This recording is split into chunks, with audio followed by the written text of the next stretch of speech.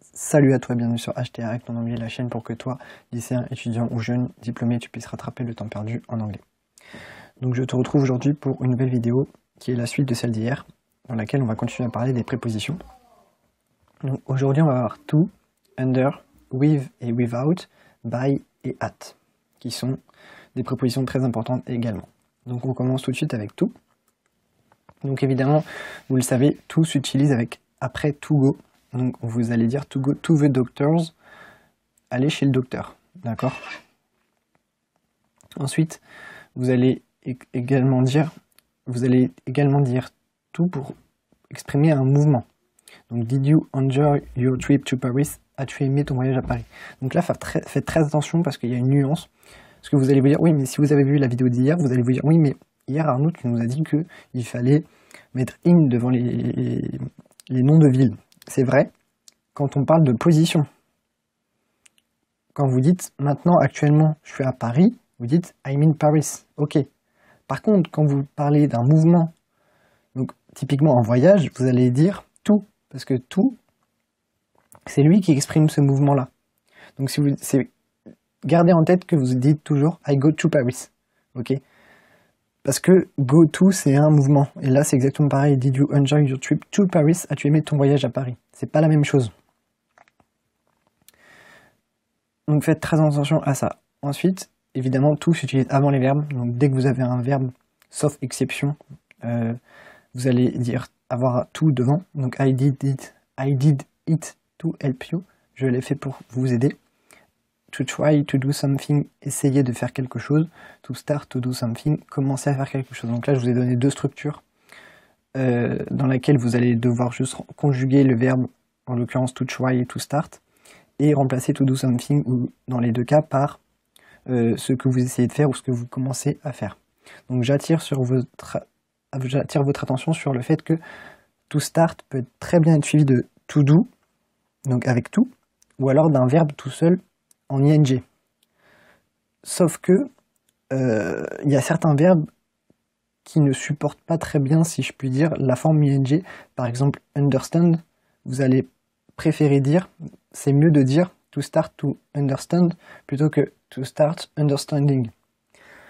Ça sonne mieux. Donc dans tous les cas, préférez, pour ne pas faire d'erreur, même si c'est pas vraiment une erreur pour moi, mais préférez dans tous les cas dire to start to do something. Comme ça, vous êtes sûr de dire la bonne chose, la chose qui sonne bien. On enchaîne avec under. Under signifie sous. Donc, the cat is under the table, le chat est sous la table. The children crawled out from under the table, les enfants sortirent en rampant de sous la table. Donc là, je vous ai mis un petit mot vocabulaire. To crawl, ça veut dire ramper. On enchaîne avec with et without, qui sont de la même famille, si je puis dire. Donc with, évidemment, ça veut dire avec. Comme with me, venez avec moi, viens avec moi. It's the same with most jobs, c'est la même chose avec la plupart des emplois. Ensuite, on a without, qui veut dire sans. Don't go out without a coat, ne sors pas sans manteau. Without anyone knowing, là je vous ai mis une petite expression qui signifie à l'insu de tout le monde. Donc without anyone knowing, ça veut dire à l'insu de tout le monde. Donc sans se faire repérer, sans se faire griller si vous voulez. On continue avec by.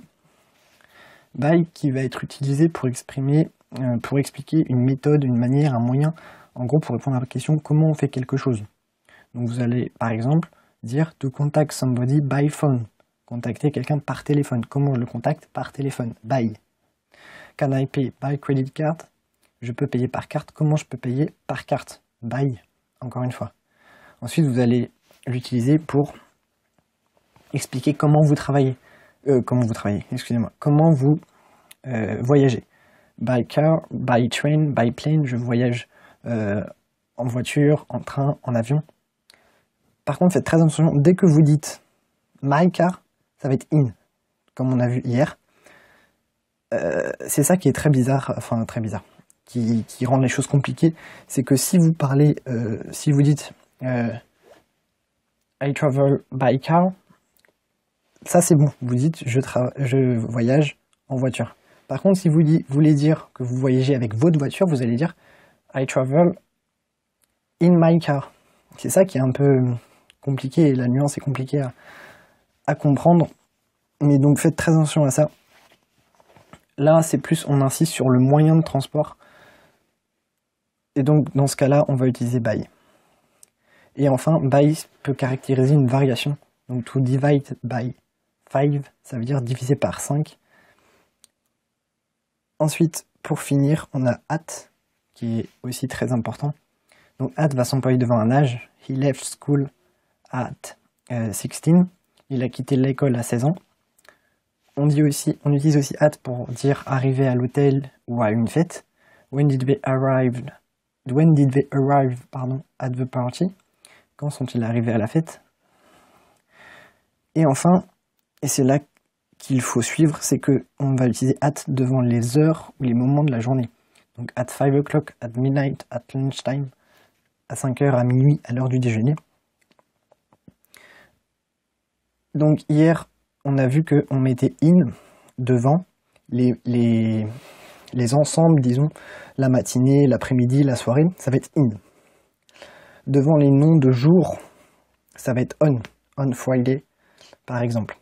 Et là, quand vous réduisez encore, quand vous parlez d'heures, de membres précis, ça va être at. Donc retenez bien cette décomposition. C'est comme ça que j'aime bien retenir les choses. Quand vous parlez de jours en général, ça va être on Friday, on Wednesday, on Sunday. Quand vous parlez d'un découpage un peu, d'un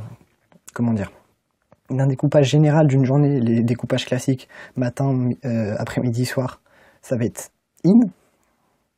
Et quand vous parlez d'une heure précise, ça va être at. Donc ne vous trompez pas. Je sais que dans les QCM, ça revient tout le temps, ce genre de truc, parce que tout le monde se trompe.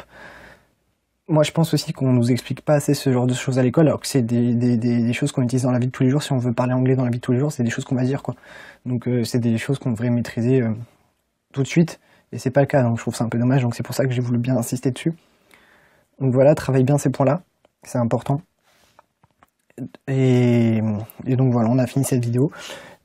Donc moi je vous dis à demain, et bonne journée à vous.